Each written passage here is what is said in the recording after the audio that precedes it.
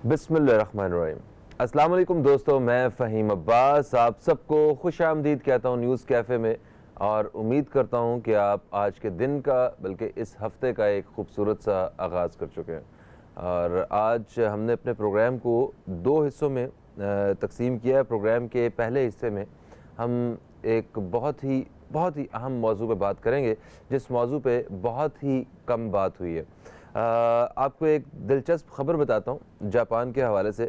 Japan के हवाले से एक रिपोर्ट सामने आई कि वहाँ जितने बुज़ुर्ग लोग हैं, जो बड़ी उम्र के जो लोग हैं, वो ये ख्वाहिश रखते हैं कि वो अपनी जो आखिरी ज़िंदगी है, मतलब बुढ़ापे की जो ज़िंदगी है, ये जेल में गुजारे। क्योंकि वहाँ पे या कोई ऐसा कैदी जो एक उम्र के उस हिस्से तक पहुँच के अगर उसे आज़ादी मिलती है, तो उसकी ख्वाहिश भी ये होती है कि नहीं, मुझे जेल में रहना ज़्यादा पसंद रहेगा, क्योंकि यहाँ पे मुझे किसी किस्म की कोई शिकायत नहीं है और मेरी ज़िंदगी यहाँ पे ज़्यादा बेहतर गुजर रही है। आपको ज़रा जेल के हवाले से ही एक और मुल्क के हवाले से बताता हूँ, नीदरलैंड, जहाँ पे पिछले तकरीबन 10 सालों में 27 से ज़ायद जेलों को बंद करके वहाँ पे होटल्स बना दिए गए हैं। जितने भी 5 स्टार जेल्स थी उनकी उनकी ये एक तसव्वुराती दुनिया का एक अलग ही ख़ित्ता है नीदरलैंड, अगर देखा जाए। और उसके साथ साथ मैं आपको ये भी बता दूं कि नॉर्वे ने नीदरलैंड की ये हालत देख के कि वहाँ पे कैदियों की तादाद इतनी कम हो गई है कि उन्होंने 1000 कैदी वहाँ पे नीदरलैंड में मुंतकिल कर दिए। ये तो वो ख़बरें हैं जिसको सुन के दिल खुश होता है कि ओके, यहाँ पे कैदियों की तादाद कम होती जा रही है। इसका मतलब है कि दुनिया में जुर्म जो है वो इस तरह आम नहीं रहा, और उनके जो इस्लाह के और बाकी जो एक तरबियत के जो हिसाब किताब हैं, मामलात हैं, वो इंतहाई बेहतर होते जा रहे हैं कि वहाँ पे जेलों में लोग या एक दफ़ा जाते हैं तो वहाँ रहना पसंद करते हैं कि हमें यहाँ पे अपने घर से ज़्यादा सुकून है। और नंबर 2, जो एक दफ़ा जेल से जाता है और वो एक आम शहरी, कारामद शहरी बन जाता है। और किसी भी जेल का मकसद भी यही होता है कि कोई भी कैदी, कोई भी एक ऐसा इंसान जो दूसरे इंसानों के लिए, सोसाइटी में दूसरे इंसानों के लिए नुकसानदेह हो। क़वानीन जो बनते हैं वो हमारे हमारे हुकूक के लिए और एक सुकून के लिए, एक पुरअमन ज़िंदगी के लिए बनते हैं। जो कानून को तोड़ता है उसको जेल भेजा जाता है ताकि उसकी इस्लाह हो सके, उसकी तरबियत हो सके। जो वो जेल के बाद जब वो वापस जाए तो एक कारामद इंसान हो, लोगों के लिए नुकसानदेह ना हो, और वो अपनी ज़िंदगी, जो पहले वो जो जुर्म का सहारा ले रहा था ज़िंदगी गुजारने के लिए, अब वो जुर्म का सहारा ना ले और एक आम शहरी की तरह ज़िंदगी गुजारे। आ जाते हैं अभी वापस वतन अज़ीज़ की तरफ। वतन अज़ीज़ में हमारे यहाँ जेलों के जो मामलात हैं, जो आम आदमी को पता है, जो आम आवाम को पता है, जो हम घर बैठे सुनते हैं और इधर उधर जो लोग एक्सपीरियंस करके आते हैं उनसे, या कभी कभार कभी मीडिया पे या अखबार में कभी कोई ऐसी खबर आती है जेल के हवाले से, तो हमें पता चलता है कि हमारी जेलें ये जराइम की आमाजगाह बन चुकी हैं। हमारे यहाँ पे एक जुर्म की दुनिया का एक प्राइमरी स्कूल का अगर कोई बंदा जाता है, जुर्म की दुनिया का प्राइमरी स्कूल, तो वहाँ जाता है तो जेल में जाके वो एक यूनिवर्सिटी की सनद हासिल करके आ चुका होता है। उससे पहले जो जुर्म के दाव पेच नहीं मालूम होते, और वहाँ जेल से वापस आने के बाद अब वो सब कुछ सीख चुका होता है। जो जेल से वापस आता है, किसी कैदी को उसे जो सोसाइटी वो जगह नहीं देती है, कहीं उसे नौकरी नहीं मिलती है अगर वो अच्छा शहरी बनना भी चाहे। और वहाँ पे क्या हालात हैं वो मैं आपको बता देता हूँ। एक जगह पे जहाँ फ़र्ज़ करें 10 लोगों की गुंजाइश हो, वहाँ पे 20 लोगों को बंद कर दिया जाए, और उसके बाद आपको पता चलेगा कि वहाँ पे क्या हालात ख़राब होते हैं। सिर्फ सेहत के बारे में बात करते हैं, बेशुमार कैदी ऐसे हैं जो हेपेटाइटिस और टीबी और इस तरह के बहुत बड़े बड़े मसाइल का शिकार है। बुनियादी सहूलियात मुयस्सर नहीं हैं। मुझे तो एक दफ़ा ये भी पता चला कि लोग शिफ्टों में सोते हैं, क्योंकि सोने के लिए भी जगह वहाँ पे पूरी नहीं है। ये वो जगह है जहाँ पे एक जुर्म जुर्म से ताल्लुक़ रखने वाला इंसान जो सोसाइटी के लिए ठीक नहीं था, आपने उसको एक ऐसी जगह पे भेजा जहां उसको ठीक होना था, जहां उसको सज़ा काटनी थी और बाकी लोगों को नसीहत हासिल करना थी। हमारे यहाँ जेलों का ये मामला है और कितने अफसोस की बात यह है कि इसके ऊपर सबसे ज़्यादा जो मैं समझूंगा कि जो नुकसान पहुंचा है वो सियासतदानों की वजह से पहुंचा है, क्योंकि जितने सियासतदान हैं उनमें से अक्सरियत ऐसे सियासतदानों की है जो बड़े फ़ख्र के साथ जेल का चक्कर लगा के आ चुके हैं। आप अवाम में हम लोग सिर्फ बातों की हद तक जानते हैं, मगर जितने सियासतदान हैं ये ज़्यादातर वहाँ से हो के आए हैं और अभी भी हमारे साबिक वज़ीर आज़म वो इस वक्त जो है वो जेल में हैं। जरदारी साहब जेल में रह चुके हैं, सारे हालात से बखूबी वाकिफ़ हैं और जेल के ऊपर काम नहीं हुआ है। हम आज जेलों के हवाले से बात करेंगे, कैदियों के हवाले से बात करेंगे। मेरे साथ जो मेहमान मौजूद हैं मैं उनका तारुफ़ करवाना चाहूँगा। सबसे पहले मैं तारुफ़ करवाऊँगा, मेरे साथ मौजूद हैं एक सियासतदान जो चेयरमैन पाकिस्तान मुस्लिम अलायंस हैं और इसके साथ साथ वो चेयरमैन ह्यूमन राइट्स भी हैं और हमारे प्रोग्राम में अक्सर तशरीफ़ लाते रहते हैं। अमानुल्लाह खान पराचा साहब, हम आपको खुशामदीद कहते हैं। अस्सलाम वालेकुम। कैसे हैं अमानुल्लाह साहब? बिल्कुल अल्हम्दुलिल्लाह, अल्लाह का शुक्र, माशाअल्लाह। हमारे जो दूसरे मेहमान ये साबिक सुपरिटेंडेंट जेल हैं जनाब शाकिर हुसैन शाह साहब, हम आपको भी खुश आमदीद कहते हैं। अस्सलाम वालेकुम। वालेकुम अस्सलाम सर, कैसे हैं आप? ठीक है, अल्लाह की करम नवाज़ी। Great sir. एक छोटा सा वक्फा लेंगे, हम वक्फे से वापस आते हैं तो फिर हम आज के मौजू के ऊपर गुफ्तगू का आगाज़ करेंगे। आप दोस्तों का साथ भी चाहिए होगा, बजरिया कॉल आप हमारे प्रोग्राम का हिस्सा बन सकेंगे। एक वक्फे के बाद आपसे मुलाकात होती है, कहीं मत जाइए, न्यूज़ कैफ़े देखते रहिए, अब तक देखते रहिए।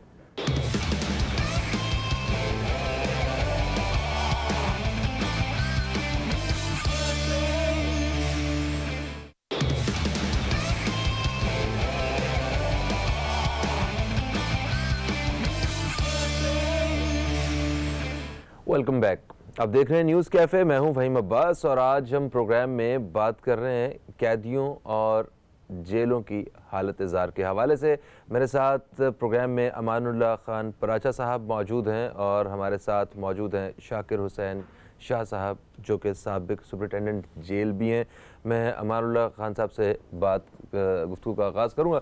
सर, बहसीयत सियासतदान कहा जाता है कि जेल का अगर एक चक्कर लग जाए तो थोड़ा सा जो कद में इजाफा हो जाता है, सियासी कद में। तो आप कभी जेल में जाना हुआ? नवाज शरीफ के दौर में 2 दिन हमने भी काटी। अच्छा, 2 दिन आपने भी जेल काटी। लेकिन ये है कि बात कैसा एक्सपीरियंस, वो क्या देखा आपने? वो मैं आपको सब चीज़ें बताता हूँ। खैर हमारे तो बैरक्स अलग होते, अलग कर दिए गए थे। VIP किस्म के? VIP नहीं, ऐसी नॉर्मल बैरक हैं। शाकिर भाई बैठे हुए, उनको पता है। बात ये है कि आपने बड़ा ज़बरदस्त मौजू चुना, अब तक चैनल का मैं शुक्रगुजार हूँ। मेरा ख्याल से मेजॉरिटी पाकिस्तान के लोगों की इस पर ख्वाहिश होगी कि बात हो। होता यह है कि बदनसीबी बदकिस्मती ये है कि हमारे यहाँ पुलिस जो है उसने माशरे को इतना ख़राब कर दिया है कि लोगों को बजाय पुलिस से एक तहफ़्फ़ुज़ मिलने के बजाय ये डर सा महसूस होता है। थानों में जाओ तो उसको पता है कि मैं थाने जाऊँगा किसी की अपनी FIR कटाने के लिए, मैं पैसे का बगैर कटवा नहीं सकता। रास्ते में पुलिस खड़ी होती है या पुलिस जो है आपके घर पर मोबाइल लेके आ जाए तो आपको बजाय तहफ़्फ़ुज़ मिलने के डर और खौफ मिलता है। जब सिलसिला यहाँ शुरू हो और उसके बाद कोई भी आदमी किसी वजह से इंसान से नागानी जुर्मी हो जाता है, वो नहीं चाहता किसी से लड़ाई हो जाए और अचानक को बंदा नागानी आफत कर भी कुछ नहीं चाहते और कुछ चाहते भी हैं। कुछ ऐसे भी है जो क्रिमिनल मेंटेलिटी होते हैं। जब वो सिस्टम ऐसा है कि जब वो जेल चला जाता है तो जैसे आपने खुद सवालों का जवाब दिया कि वो जेल में जाके उसको एक बड़ी सरहद मिलती है यूनिवर्सिटी की, वो एक खौफ का एलिमेंट बन के बाहर निकलता है। जितनी इंडियन और पाकिस्तानी फिल्में भी एक बनती हैं वो भी यही दिखाती हैं कि आम आदमी जब जेल जाके बाहर निकलता है तो बहुत बड़ा मुजरिम और उसके खौफ से लोग कामते हैं। इसको इसने इस हद तक पहुँचाया, जेल ने उसको इस हद तक पहुँचाया। जेल ने उसको ऐसा कुछ सिखाया कि वहाँ पे आप जब इंसान जेल में जाता है तो बजाय उसके इस्लाह हो आम तौर पे जेलें बनाई, जैसे आपने नीदरलैंड का हवाला दिया और दूसरे मुल्कों का हवाला दिया, बड़ा एक्यूरेट दिया। वहाँ जेलों के अंदर आदमी की असलाह होती है, वहाँ ऐसा नहीं होता कि वो असलाह माशरा है। वहाँ असलाह जो है वो आदमी एक और बड़ा क्रिमिनल बन के निकलता है, उसको जाती उसको झाड़ू पकड़ाई जाती है या उसको टॉयलेट सफ़ा कराने के लिए बोला जाता है, उसको बंद वार्ड में बांधा जाता है अगर वो पैसे ना दे।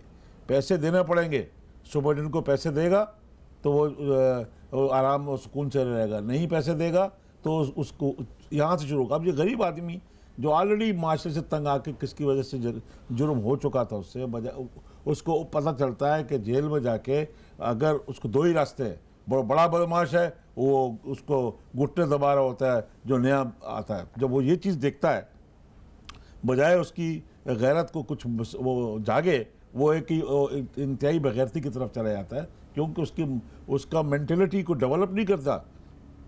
मार पड़ रही होती है, बंद वार्डों में बंद किया जाता है, उससे उल्टे सीधे काम लिए जाते हैं, यानी हमने तो यहाँ तक सुना है कि वहाँ अंदर बैठ के बिजनेस हो रहे होते हैं। ये बिजनेस है, चरस के जितने कारोबार है, हीरोइन के जितने कारोबार है, असले के जितने काम है, कत्ल वगैरह जितनी शहर में होती है, सब जेल से कंट्रोल होती है। सही। सर, शाकिर हुसैन शाह साहब, जितनी बातें जो है वो इमानुल्लाह खान साहब ने बताई जेल के हवाले से, ये किस हद तक सच हैं और कितनी यहाँ पे देखें जी, मैं कुछ बातों से तो मैं इत्तेफाक करूँगा, लेकिन कुछ बातें ऐसी हैं कि वक्त के साथ साथ जेलों के निज़ाम को तब्दील किया गया। अच्छा, इत्तेफाक किन बातों से करेंगे, यहाँ से शुरू करते हैं। सेंट्रल जेल कराची में एक क्रिमिनल के नाम से एक कोर्स शुरू किया गया जो कि अमेरिका में होता है। ठीक है। अमेरिका में उसका रिज़ल्ट, यानी जो कोर्स जिन कैदियों ने किया वो 90% है, 10% उसमें से वापस जुर्म करके वापस आ रही हैं। ठीक है। अल्हम्दुलिल्लाह उस क्रिमिनल जो तरीक़ा तालीम स्टार्ट किया गया है कराची में, उसका कराची सेंट्रल जेल में ही है, बाकी तो अब आस्ते आस्ते उसको आगे करेंगे। तो उसका रिज़ल्ट 100% है। जिसने वहाँ से इस्लाह ले ली, फिर उसके साथ साथ फ़ाइन आर्ट्स का एक सिलसिला शुरू किया गया। फ़ाइन आर्ट्स की क्लासेस हैं, लोग बाकायदा वहाँ से अर्निंग करते हैं। 2 या 3 महीने के बाद जो है उसकी सिटी आर्ट गैलरी में या अलियांस में उसकी नुमाइश लगती है, उसकी जो अर्निंग आती है वो प्रिजनर को मिलती है। सबसे बड़ी बुराई जो है, मैं उनकी इस बात से इत्तेफाक करूँगा कि सिंध के अंदर हैं 27 जेलें। ठीक है। 27 जेल्स में गुंजाइश है टोटल तकरीबन 19,000 प्रिजनर की। ठीक है। लेकिन आपको हैरत होगी कि सिर्फ 2 जेलें जो कराची की हैं उसमें 10,500 प्रिजनर है। ओके। जब ये सेंट्रल जेल कराची बनाई गई थी तो उस वक्त कराची की आबादी 1,13,000 थी। तो ये तकरीबन कोई 550 के लिए, बाद में उन्होंने एक्सटेंड किया, 990 कैदियों के लिए हुई। लेकिन आज उसी जेल में जो है वो 6,500 प्रिजनर हैं। और आपने जैसे खुद भी जिक्र किया कि 10 की जगह 20, यहाँ 10 की जगह 20 की बात नहीं है, आप तो तकरीबन जो 10 की जगह पे है वो 50 हैं, 60 हैं। और जब रात को सोते हैं तो उसमें से सोने में अगर कोई एक वाशरूम के लिए चला गया तो वापसी में उसको जगह नहीं मिलती है। तो सबसे बड़ी जो है ना वो बुराई यहीं से पैदा होती है कि आप किसी को स्पेस फराहम नहीं कर सकते। उसके लिए फिर जाहिर है जो इन्होंने कहा है, फिर लोग करप्शन भी करते हैं। सही। अच्छा सर, जैसा कि इन्होंने कहा कि कैदियों की तादाद वाकई बहुत ज़्यादा है, जो एक आम शहरी भी इस हवाले से, इस खबर से वाकिफ़ है। अभी तो 18 लाख केसेस जो हैं वो अदालतों में पेंडिंग पड़े हुए हैं। फ़र्ज़ करें कि उनका वो हल हो जाता है तो वो कहाँ पे जाएंगे, क्या करेंगे? 94.5 लाख केसेस हैं। 94.5 लाख केसेस हैं, 18 लाख नहीं है। 94.5 लाख केसेस जो हैं, 1 करोड़ के करीब लोग, यानी कि वो इंसाफ के वसूल के लिए बैठे हुए हैं। ये तो कई करोड़ के अंदर के एक अगर बंदा जेल में जाता है, तकरीबन इंसाफ मांग रहा है, तो 10 उसके घर पे खाने वाले हैं, वो सब के सब इफेक्टिव होते हैं। और जब कोई बंदा जाता है अपने किसी अजीज़ से मिलने के लिए जेल में, तो 500,000 रुपये दिए बगैर उसके कैदी को वो सामने नहीं लाते। अगर पैसे 5,000 रुपये देंगे तो उसको अंदर मिलवाएंगे। अगर आपने जो है पैसे कम दिए, 500,000 रुपये दिए, तो उसको सामने ला के मिलवाते हैं 5-10 मिनट के लिए। तो ये वो जो गरीब माँ बाप होते हैं या गरीब लोग होते हैं, किसी का बाप बंद है या किसी का भाई बंद है या किसी का शौहर बंद है, उसके बच्चों को आप देखें, अभी जेल आप किसी को भेजें, कम से कम 3-4 हज़ार 5,000 औरतें, बच्चे, बूढ़े वहाँ बाहर अपने से मिलने के लिए बैठे हुए हैं, पैसे दिए बगैर। वो किसी की जरूरत नहीं है कि किसी को सामने लाएं। पैसा देंगे कपड़ा जाएगा, पैसा देंगे हर चीज़ का, सिगरेट जाएगी, पैसा देंगे तो उसके लिए खाना पीना सर इसके जाएगा। बारे में क्या कहेंगे? ये तो हमने सुना भी देखिए है। जी, अमानुल्लाह साहब ने फरमाया कि 5,000 लोग मुलाकात के लिए जाते हैं, तो ऐसी कोई बात नहीं। 5-5,500 कैदी हैं, तो 5,000 तो वो मैंने दिन 2,500-3,000 जी, जी, 4,000 के बाद चले दिन रात ये ज्यादा शुमार गलत भी हो सकता है, मगर ये रश बड़ा है, यानी इस कि बारे में ये बताएं कि जो लोग मिलने आते हैं अपनों से, तो क्या उनको वाकई पैसे दे के मिलना पड़ता देखिए जी, वीकली असल में खैर मैं भी, लेकिन ये नहीं है कि कोई एक बंदा गरीब आदमी वो 5,000 कहाँ से ला के देगा। सर आप इनसे पूछे ईमानदारी से कि बगैर पैसे दिए वहाँ पे सुपरिटेंडेंट उसी जेल तरफ रह आ रहे सकता सर? है? क्या नहीं, एक बात रिश्वत तो लेते हैं ना वहाँ पे? नहीं, रिश्वत तो पूरे माशरे में आप- रिश्वत लेते हैं। क्या सियासतदान रिश्वत नहीं लेते? जी, हाँ बिल्कुल लेते हैं। कितने सियासतदान अभी अरेस्ट हो गए? वो सर वो देखिए इतने बड़े पैमाने पे करते हैं सर, जिससे अगर मुल्क तबाह हो सियासतदान जाते रिश्वत हैं। लेते हैं तो क्या मतलब यहाँ पे वो जेल में आप वैसे जो स्टाफ इनसे जो रिश्वत पूछें- दे रहा है तो वो सही हो गया उसकी नहीं वजह नहीं, से? सही तो मैं आपको सही तो नहीं कह भाई शाकिर रहा, भाई लेकिन से पूछे कि हमारा सुपरिटेंडेंट माशरा जो है ना, लगाने के लिए पैसे लेता है कि नहीं? चाहे मिनिस्टर नहीं, ले रहा है, आजकल तो चाहे खैर वो डीआईजी नहीं। ले रहा है, चाहे आईजी ले रहा है, पैसे ले रहा है कि नहीं? जब ये उनसे भाई, पैसे लिए जाते हैं तो ये आवाम से लेते हैं, हल्फिया ये कहता कैदियों हूँ। से लेते हैं। मेरी लास्ट पोस्टिंग अभी बदीन थी और मैं अपनी चॉइस पे गया था। अच्छा ठीक है, मैं अल्फिया कहता हूँ कि हमने किसी को 1 रुपया नहीं दिया। ठीक है सर, हम आपसे अपना इस हवाले से जानेंगे कि थोड़ा सा अपना हिस्सा डालने से कितनी बेहतरियाँ हो सकती हैं अगर सिर्फ अपनी जो जिम्मेदारी है जो वो अगर सही तरीके से अदा की जाए, स्पेशली जो जेल के हवाले से स्टाफ वगैरह जो मौजूद है और मतलब जितने भी जेल की जिम्मेदारियाँ जिनके पास हैं संभालने की, गवर्नमेंट की तरफ से कौन कौन सी वो चीज़ें हैं जो हंगामी बुनियादों पे होनी चाहिए जिससे जेल के थोड़े से निज़ाम में बेहतरी आ सके? क्योंकि आप वहाँ पे एक्सपीरियंस करके आए। एक छोटा सा वक्फा है, वक्फे से वापस आते हैं तो इस हवाले से बात करते हैं। कहीं मत जाइए, न्यूज़ कैफ़े देखते रहिए, अब तक देखते रहिए।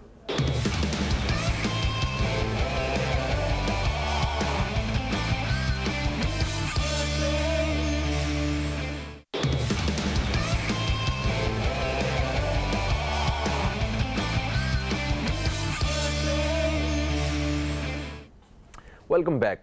अब देख रहे हैं न्यूज़ कैफ़े, मैं हूं फ़हीम अब्बास और आज हम कैदियों और जेलों की हालत ज़ार के हवाले से बात कर रहे हैं। आप दोस्त प्रोग्राम का हिस्सा बन सकते हैं। उस प्रोग्राम में कॉल करने के लिए नंबर हमारी स्क्रीन पे जो है वो चल रहा है। हमारे साथ स्टूडियो में आज मौजूद हैं शाकिर हुसैन शाह साहब जो कि साबिक सुपरिटेंडेंट जेल हैं, और हमारे साथ दूसरे मेहमान मौजूद हैं अमानुल्लाह खान पराचा साहब जो कि चेयरमैन पाकिस्तान मुस्लिम अलायंस हैं।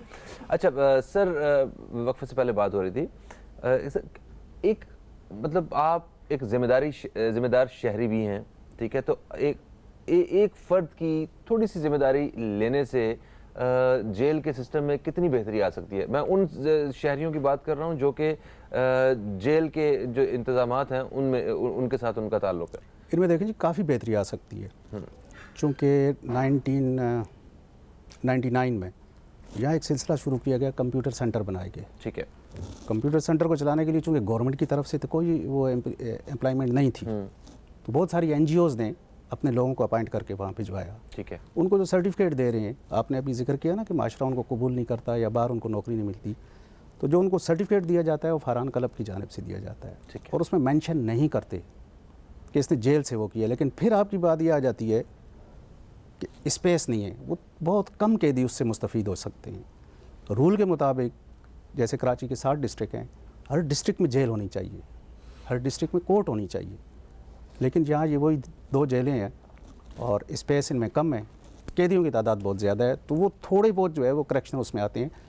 हालांकि गवर्नमेंट ने ये किया है, अब उसको ला रहे हैं, अभी असम्बली में पास भी हो जाएगा कि हमारे डिपार्टमेंट के काफ़ी सारे अफसरान की उन्होंने ट्रेनिंग करवाई है वहाँ अमेरिका में। वहाँ हमने खुद विज़िट किया जेलों का, कि उन्होंने जेलों का नाम तब्दील कर दिया, वो फैसिलिटीज़ या करेक्शनल सेंटर में आ गए वो। जी हाँ, तो इनका नाम होना भी कुछ ऐसा ही चाहिए, इस्लाही मरकज़ के हिसाब से कुछ ये तरह अब हो का रहा नाम होना है, चाहिए। ये अब हो रहा है। और एक्ट जो है ये सारा तब्दील हो रहा है, ये एक्ट ही तब्दील हो रहा सर है। एक कॉलर हमारे साथ मौजूद है, इन्हें शामिल करेंगे। अस्सलाम वालेकुम जी, कौन है हमारे साथ? ओके, अच्छा, तो सर आपने बताया कि जगह कम है, उसकी वजह से मसाइल ज़्यादा हैं, तो वो पढ़ने लिखने के हवाले से कुछ तादाद कम होती है उनमें, बेहतर किए जा रहे हैं। ओके ठीक है, ये अच्छी चीज़ है। ये बताइए कि क्या खेल के हवाले से वहाँ पे कोई फैसिलिटी दी जाती है? खेलों के हवाले से कोई बेसिक फैसिलिटी? खेल के वालों से अब आपको सुन के हैरत होगी कि सेंट्रल जेल कराची में 2 जिम बने हुए हैं, जिम। जेम, जहाँ प्रिजनर अपनी एक्टिविटीज़ कर लेते हैं। फिर उसके अलावा क्रिकेट के मैचेस, वॉलीबॉल, फुटबॉल, इस हवाले से ये कराए जाते हैं। और ये बताइए कि क्या वो ये बात सच थी कि वहाँ पे जो असर और रसूख वाला या कोई बड़ा मुजरिम या कोई किसी अमीर घराने का मुजरिम अगर वो वहाँ पे होता है तो बाकी सारे कैदी उसकी चापलूसी में और कंधे दबारे होते हैं अब कैदियों में अंदर उसकी अथॉरिटी होती है? अब आपको मैं बताऊं ना, अमानुल्लाह साहब ने सच बताइएगा। हाँ बिल्कुल, अमानुल्लाह साहब ने जैसे फरमाया कि ऐसे जो है वो ऊपर तक जो है वो सुपरटेंडेंट लग ही नहीं सकता। मैं आपको एक अपना तजर्बा बताता हूँ, नाम नहीं बताऊँगा। एक प्रिजनर आया तो हमें बड़े IAFs ने फ़ोन किया, उस वक्त मैं डिप्टी सुपरटेंडेंट जेल था, कि ये आ रहा है जी, इसको फ़लाँ फ़लाँ फ़लाँ जगह पे रखना है। ठीक है, उसके साथ जो लोग आए थे उन्होंने ये कहा कि जी हम जो है वो डेली इसके साथ जाके अंदर खाना खाएंगे। तो मैंने कहा यार ये तो मैं आपको नहीं करने दूंगा। ओके। वो 1 मिनट में उठ के चले गए, उन्होंने कुछ नहीं कहा। मेरा ख्याल है कि उसके 35 से 40 मिनट के बाद मुझे वहाँ से ट्रांसफ़र करके इंटीरियर भेज दिया गया।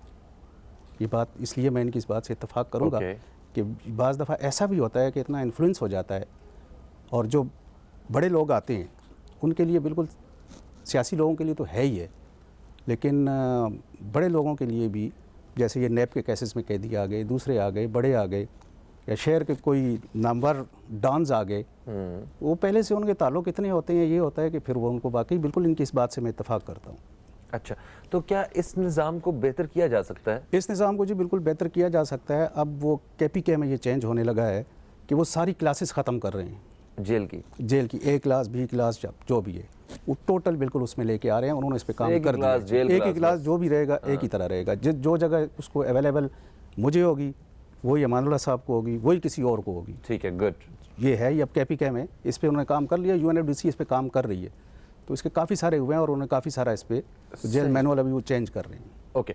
अच्छा सर, देखिए जो कानून साजी होती है, जो बड़े पैमाने पे अगर कोई रियासत की सतह पे काम होना होता है तो वो रियासती वो नुमाइंदे करते हैं, वो जो हम आवाम के नुमाइंदे होते हैं जो ईवानों में जाके बैठते हैं कानून साजी के हवाले से, और तो वो सियासतदान ही होते हैं हमारे। ठीक है, अब वो सियासतदान जो हैं वो तकरीबन मेरा ख्याल है वो कि 90% के करीब सियासतदान जो है वो जेल की हवा उन्हें लगती है और वो फिर ईवान में पहुंचते हैं। तो आप ये बताइए कि जब सारे लोग बखूबी वाकिफ़ हैं इन सारे हालात से, तो उसकी बेहतरी के लिए आज तक कोई आपने सुना कोई इक़दामात हो रहे हैं, या किसी ने कुछ सोचा हो कि नहीं यार ये भी हमारी सोसाइटी के ही लोग हैं, ये भी हमारी सोसाइटी का हिस्सा हैं, इन लोगों के साथ भी कुछ इस्लाह के लिए काम होना चाहिए, कुछ ऐसे कोई स्टेप आपने देखे? बात सुनिए, बड़ी अच्छी बात आपने की। सियासतदान, मैं हैरान और परेशान हूँ इस वक्त, जितना सेल्फिश मैंने इनको इस दौर में देखा कभी नहीं देखा।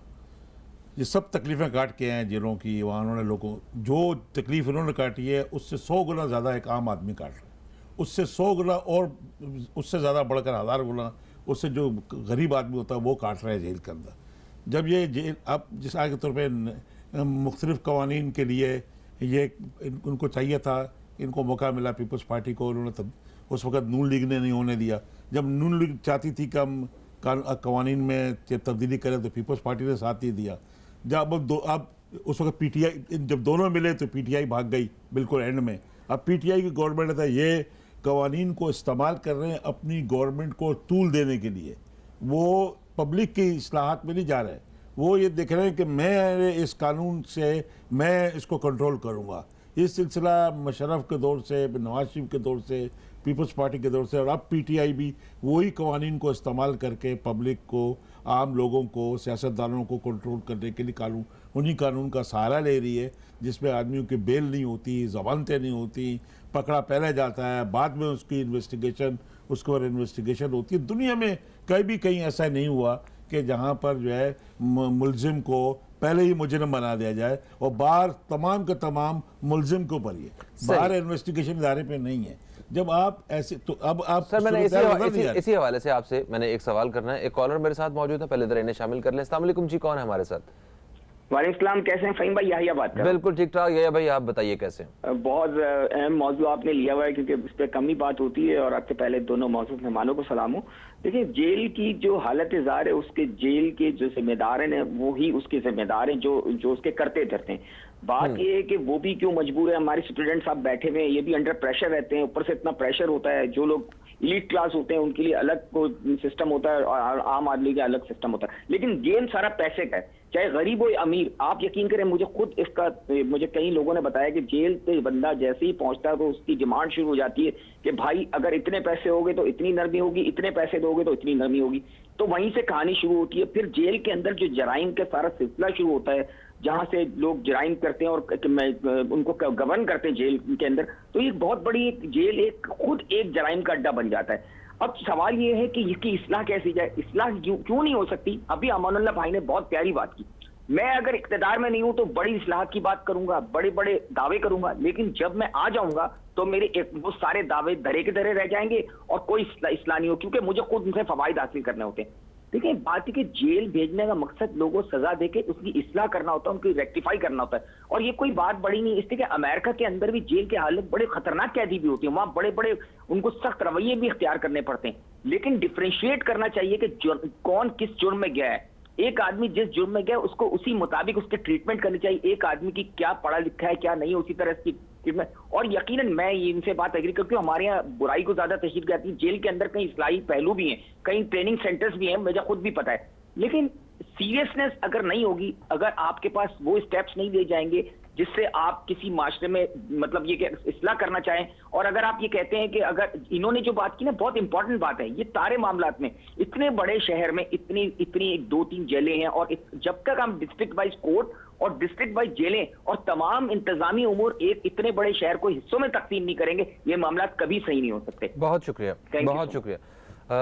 जो इस्लाही पहलू के हवाले से पिछले दिनों मैंने अपने ही शो में एक खबर जो है वो पढ़ी भी थी कि यहाँ कराची में एक ख़वातीन की जेल में बच्चों के लिए मॉन्टेसरी एक बनाई गई है। तो जेल में पैदा होने वाले बच्चे या फिर वो बच्चे जो अपनी उन कैदी माओं के साथ वहाँ पे मौजूद हैं, बहुत छोटे बच्चे, उनकी इस्लाह के लिए और पहली जो तरबियती जो उनकी नशिस्तें होती हैं वो उनकी बेहतर रह सकें, इस वजह से वहाँ पे मॉन्टेसरी का भी एक क़याम अमल में लाया गया। अच्छा, अमानुल्लाह खान साहब आपसे बात कर रहे थे हवाले से, इन्होंने भी यही बात की। ये बताइए कि हल क्या है? कोई ना कोई एक रास्ता तो होगा, कोई एक हल तो होगा जिस पे अगर थोड़ा सा गौर किया जाए, फोकस किया जाए, संजीदा हुआ जाए तो हम उस तक पहुंच जाए। आपके पास देखिए जो रोड मैप है वो यूरोपियन रोड मैप है, अभी आपने खुद कहा। जी हाँ, वहाँ उनको जो हमारे अरबाब इक़्तिदार है उनको ये सोचना चाहिए कि दो बातें तो एक दीन भी जिसकी अलाउ करता है कि एक आदमी किसी चीज़ की सज़ा काट लेता है तो जब वो किसी सरकारी नौकरी पे जाता है तो उसको रखना चाहिए।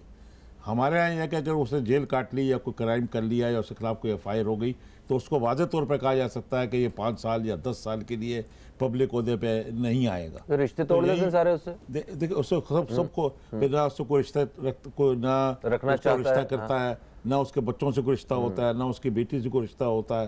तो अभी आपने जो सानिया साहिवाल में वो अम्मा रो रही है, किस बात पे अम्मा रो रही है कि मेरी ये जो बच्चे को दहशतगर्द करार दे दिया है, उसकी एक बेटी है, उसके 2 छोटे छोटे बच्चे हैं, उसको लोग और मुझे लोग कहें कि मैं दहशतगर्द की माँ हूँ और ये दहशतगर्द के जो बेटी है तो उसे शादी कौन करेगा, जबकि वो दहशतगर्द नहीं था। अगर था भी तो तुमने उसे जिंदा पकड़ते और मार दिया। लेकिन आपके पास देखें, एक आपके सामने अभी सानिया हुआ है, पूरे पाकिस्तान के लोगों को झंझोड़ कर रख दिया। सारा माशरा इस वक्त जो है डिस्टर्ब है कि क्या पुलिस ने क्या फराहम किए। जब ऐसी सूरत हाल होगी, आप क्या सोचते हैं कि हुक्मरान हो उनको तो मज़े लगे हुए हैं, उनके ऊपर कुछ भी नहीं होता। आम पब्लिक जो 99.99% है वो उसको तो वो खौफ के अंदर है, उसको कोई जमहूरियत का वास्ता नहीं रहा, उसको कोई इस बात का वास्ता नहीं रहा कि इस्लाह कैसे होगी, करते ही नहीं है। मैं जालिम लोग करते ही नहीं। ठीक है, मैं यही पूछना चाह रहा था कि क्या ऐसा कोई रास्ता हमारे पास मौजूद है कि हम इस निज़ाम को मतलब थोड़ी सी तवज्जो के साथ जो है इसे बेहतरी की तरफ लेके आ सकें। हमारे वही पाकिस्तानी बहन भाई जो इस वक्त जेलों में हैं, क्या वो थोड़ी सी बेहतर और इस्लाही ज़िंदगी गुजार सकते हैं क्या? इस हवाले से बात करेंगे। एक छोटा सा वक्फा है, कहीं मत जाइए, न्यूज़ कैफ़े देखते रहिए, अब तक देखते रहिए।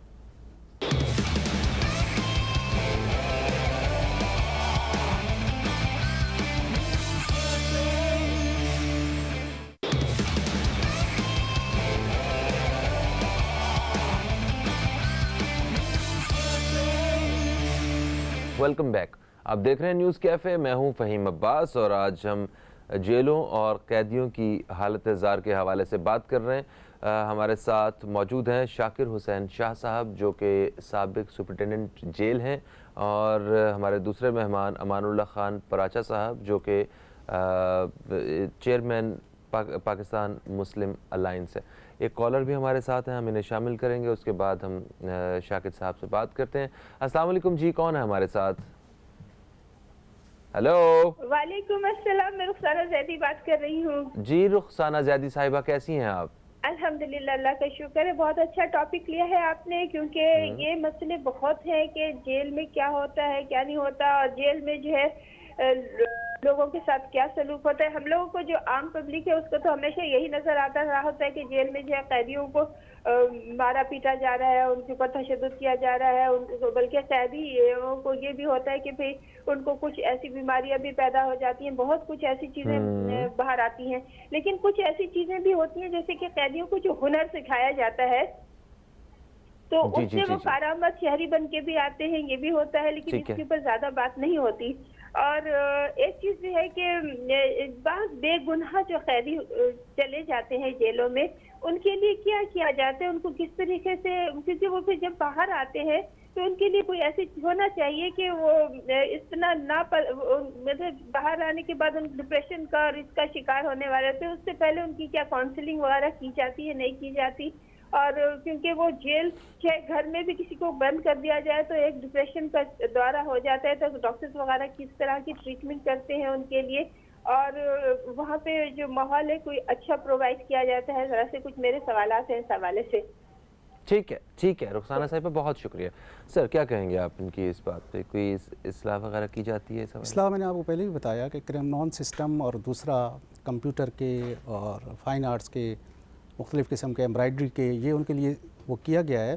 तो ये सारे ही जेलों के सारे ही कैदी मुस्तफ़ीद होते हैं इस फायदे से? हाँ तकरीबन जो वो विलिंग हो, लेकिन वो फिर स्पेस नहीं है। आप 200-300 से ज़्यादा वो नहीं कर सकते। आपके पास 5,500-6 हज़ार लोग मौजूद हैं, लेकिन आप उस स्पेस के हवाले से 200 से 300 वो कैदियों को आप जो है। स्पेस क्यों ज़्यादा है? जुर्म बहुत ज़्यादा है इस वजह से, या वैसे कोई लूप होल है? परसेंटेज अगर हम देखें ना तो पाकिस्तान की पूरी जेलों में 1 लाख कैदी हैं, 22 करोड़ की आबादी में, तो परसेंटेज इतनी नहीं है। ठीक है, लेकिन ये है कि स्पेस न होने की वजह से एक कैजुअल आ जाता है बेचारा, मोटरसाइकिल का एक्सीडेंट हो गया, कोई चलान हो गया, ट्रैफिक की खिलाफ वर्जी पे, वो भी उसी जगह, सेग्रीगेशन नहीं कर सकते।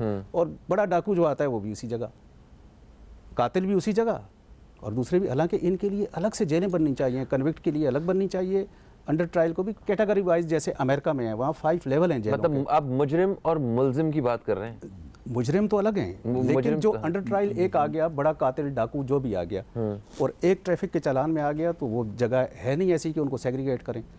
जबकि रूल भी ये कहता है कि हैबिचुअल से कैजुअल को आपने अलग करना है, लेकिन वो नहीं कर पाते। तो फिर वो जब देखता है, बात इनकी है कि वो बड़ा मुल्जिम जो है बड़े ठाट बाट से होता है, तो जब वो गरीब का बच्चा देखता है कि ये तो बड़े ठाट बाट से है, तो चलो यार हम भी वही काम बाहर जाके करें जो बड़े ठाट, ये है कि वो बड़ा मुजरिम बन के निकलता है वो। अच्छा, तो इसका हल है गवर्नमेंट के पास? क्या हल है इसका? इसके लिए मैंने आपको बताया ना कि जैसे हमारे 7 डिस्ट्रिक्ट हैं, हाँ। उसके लिए 7 जेलें आप बना दें, अच्छा। जो रूल में भी है। ठीक है। अच्छा, छोटी जेल को मैनेज करना भी आसान होता है, बड़ी जेल को मैनेज करना भी बहुत मुश्किल है। जब वो सेग्रीगेशन हो जाएगी, के मसाइल हल होते हैं अंदर जेल के, जो मतलब जो जेल का जो अमला है वो जो करप्शन कर रहा होता है, वो जो रिश्वत ले रहा होता है, या कुछ बाकी असर और रसूख वो चल रहे होते हैं, तो वो भी कंट्रोल होंगे इससे? बिल्कुल कंट्रोल होंगे जी, लेकिन असर रसूख कंट्रोल नहीं होगा। वो अमानुल्लाह साहब सारे ला रहे हैं, चूंकि ये सियासतदान है तो उनको पता है। चाहता भी नहीं होंगे कल अपने वर्कर जेला जो जा रहे हैं, मुझे देना, मैं आपको ठीक करके देता हूँ, ये तो बात ही नहीं है। अच्छा, तो आपका कहने का मतलब है कि जेलों की तादाद बढ़ाई जाए, स्पेस बढ़ाई जाए, और इसके अलावा ये टोटल जो है पूरे पाकिस्तान की जेलों में जो कन्विक्शन रेट है, यानी सज़ाओं का जो रेशो है, वो तकरीबन 7% है। 93% लोग जो हैं जिनके केसेस चल रही हैं। तो अगर ये जुडिशल एक्टिविज़म वैसे तो बड़ा एक्टिव है, इन केसों को स्पीडी वो चलाए, यानी तो बेल पे छोड़ दे। आप उनसे जैसे आप पैरोल पे छोड़ते थे, वैसे आप उनको जो है वो आप छोड़ दें, आप उनका लें कि मौका दें, उन्हें भी उनको मौका दें, और उनको बेलों पे छोड़ दें। अगर नहीं है तो इस तरीके से जेलों का लोड जो है कम हो जाता है।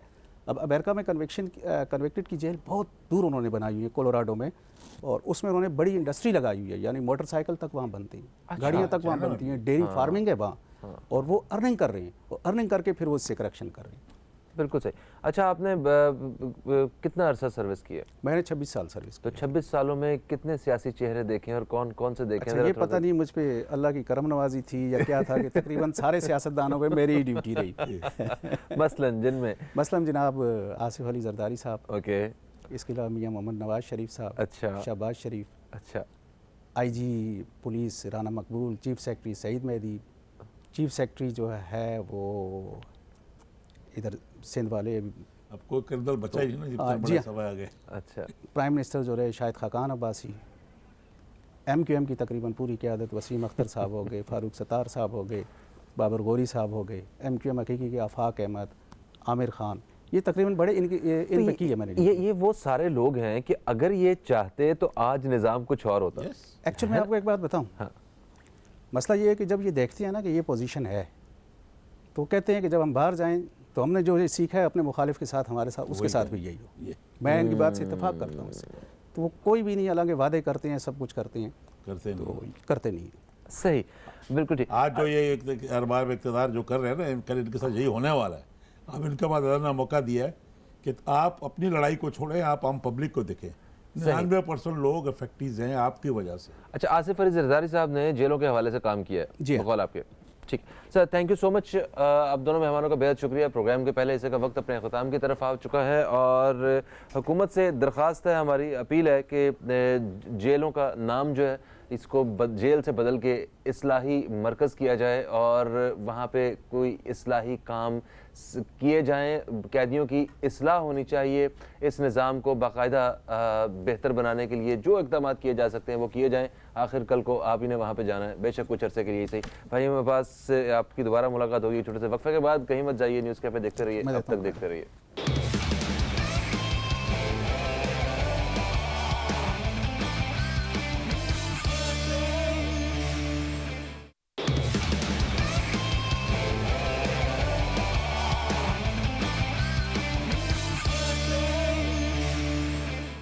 वेलकम बैक, आप देख रहे हैं न्यूज़ कैफ़े। मैं हूं फ़हीम अब्बास। प्रोग्राम के दूसरे हिस्से में हम दाखिल हो चुके हैं और प्रोग्राम के दूसरे हिस्से में हम जिस मौजू पे बात करेंगे उस मौजू का हमारी ज़िंदगियों के साथ एक बहुत अहम ताल्लुक़ है। किसी भी कामयाब इंसान के हवाले से अगर आप बात करें तो वो अपनी ज़िंदगी में कामयाब जब होता है या वो समझता है कि उसने जो ज़िंदगी में एक मकसद बनाया उसमें कामयाब हो गया, तो उसका जो पहला जो वो काम होता है वो यही होता है कि वो किसी तरह अपना एक घर ले ले, एक लैंड उसकी अपनी हो, घर उसका अपना हो, उसे किराए पे ज़िंदगी ना गुजारनी पड़े, उसकी ज़िंदगी में थोड़ी सी एक आसानी पैदा हो जाए और वो एक जो परेशानी और तकलीफ़ और ज़िम्मेदारियाँ हैं वो उनसे थोड़ा सा एक छुटकारा हासिल कर सके। तो अपना घर ये हर एक का ख्वाब होता है। और आज से अगर हम कुछ अर्सा पहले देखें, कुछ दहाइयाँ पहले, तो उस वक्त इतना मुश्किल नहीं था अपना घर ख़रीदना। तकरीबन सभी लोगों के पास छोटा या बड़ा, अच्छी या एक बड़ी एक आम सी सोसाइटी में अपना घर होता था। मगर इस वक्त अगर सिर्फ हम शहर कराची की ही बात करें तो अक्सरियत जो लोग रह रहे हैं वो किराए के घरों में रह रहे हैं, किराए के अपार्टमेंट्स में रह रहे हैं।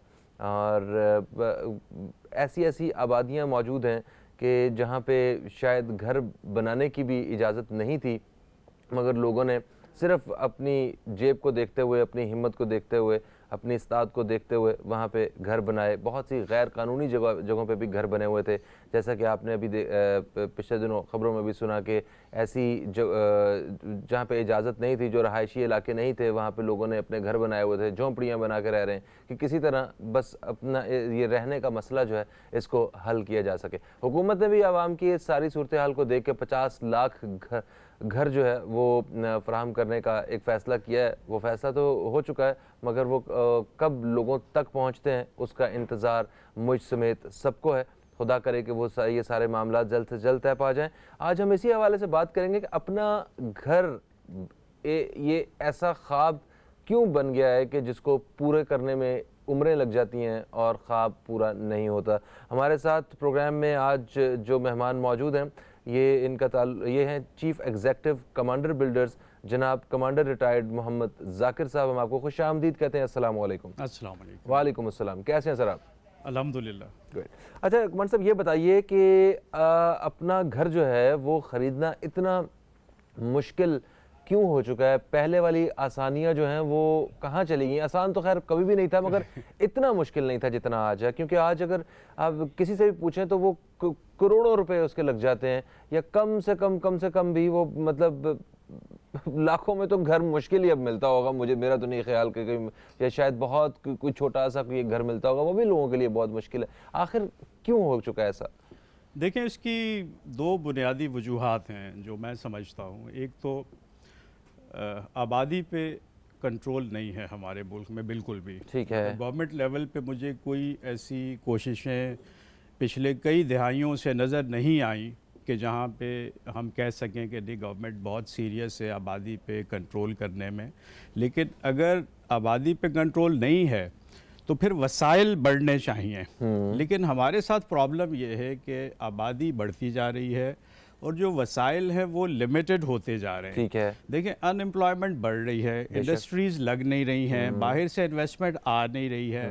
तो अब आहिस्ता आहिस्ता खुशहाली की तरफ जाने के हम लोग बदहाली की तरफ जाने शुरू हो गए हैं। और चूँकि महंगाई पे कंट्रोल नहीं है, कर्ज़ों पे हम रिलाय कर रहे हैं और हर गवर्नमेंट पिछली गवर्नमेंट को इल्ज़ाम दे के कर्ज़ों पे कर्ज़े लेती जाती है, उससे अवाम और पिसते जाते हैं।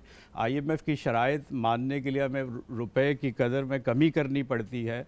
तो इस तरह वो रीच से बाहर होती जा रही है चीज़ें, ख़ासकर मिडिल क्लास और लोअर मिडिल क्लास के लिए, क्योंकि आपकी तकरीबन 90% आबादी ये मिडिल लोअर मिडिल क्लास हैं। जी हाँ। तो इन लोगों के लिए जो है आए दिन मुश्किलात में इनकी इजाफ़ा होता जा रहा है। लेकिन अगर कुछ फर्म पॉलिसीज़ गवर्नमेंट की आएँ जिसमें एम्प्लॉयमेंट ख़ास कर, क्योंकि जब तक इनकम नहीं बढ़ेगा लोगों का, जब तक आप उनको रोज़गार नहीं देंगे तो किस तरह वो, मतलब आज तो जो बुनियादी ज़रूरियात हैं जिसमें रोटी है, कपड़ा है, वो एक बड़ा मसला बन गया है। घर तो खैर बहुत दूर की बात अच्छा, है। इसका मतलब है जी, कि जी। जो गवर्नमेंट ने आते साथ जो चीज़ें डायग्नोज की वो बिल्कुल जी। ठीक की कि 50 लाख घर और 1 करोड़ जी, जी, नौकरियां दी बिल्कुल, जाएंगी। बिल्कुल। तो उसके ऊपर सिर्फ अमल दरामद की ज़रूरत है। अगर अमल दरामद हो जाए, ये 50 लाख घर बन जाएं और 1 करोड़ नौकरियां मिल जाएं नौजवानों को, तो मेरा हाल एक बहुत बड़ी तब्दीली जो है वो आगे नज़र आ रही है, अगर ये हो जाए। अच्छा, अगर ऐसा हो जाए अगर ये तो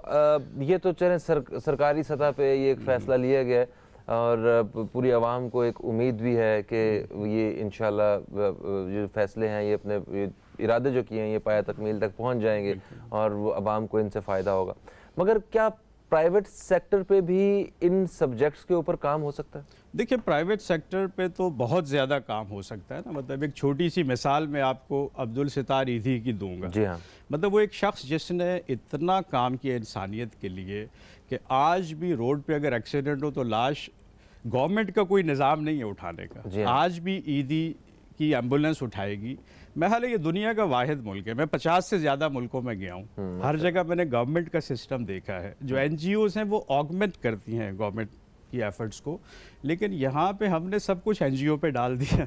तो अब वो ईदी साहब ने बहुत अच्छा काम किया, लेकिन इसी तरह अगर यानी प्राइवेट सेक्टर पे काम हो सकता जी है। हो तो सकता है, क्योंकि बिजनेस भी हो रहा है, बिल्डर्स भी हैं, घर भी बन रहे हैं, लेकिन जाहिर है रीच से बाहर हैं। तो यहाँ पे ज़रूरत है कि कोई शख्स आए जो बेलौस जो है वो इंसानियत के लिए काम करने के जज्बे के साथ आए और ये सोच के आए कि मैंने घर देना है, मैंने एक अच्छा निज़ाम ज़िंदगी देना है, अच्छी कॉलोनीज़ बसानी है, शहरों पे लोड कम करना है। जी हाँ। खासकर कराची, हैदराबाद, लाहौर, ये बड़े शहर, इनमें अब मज़ीद गुंजाइश नहीं है। अब हमें Exactly. नई बस्तियां आबाद करनी और है। शहरों पे लोड जो है वो इस वजह से भी ज़्यादा है, बेरोज़गारी की वजह से, क्योंकि जो शहर छोटे शहर हैं, ये गांव देहात हैं, वहाँ से भी सारे लोगों को शहरों की तरफ मूव करना होता है, क्योंकि बेरोज़गारी तो वहाँ पे भी है। एक वक्फे की तरफ हम लोग बढ़ रहे हैं, वक्फे से वापस आते हैं तो आपसे ज़रा मुफीद मशवरे हासिल करते हैं कि हम अपना घर कैसे हासिल कर सकते हैं। ठीक है दोस्तों, कहीं मत जाइए, न्यूज़ कैफ़े देखते रहिए, अब तक देखते रहिए।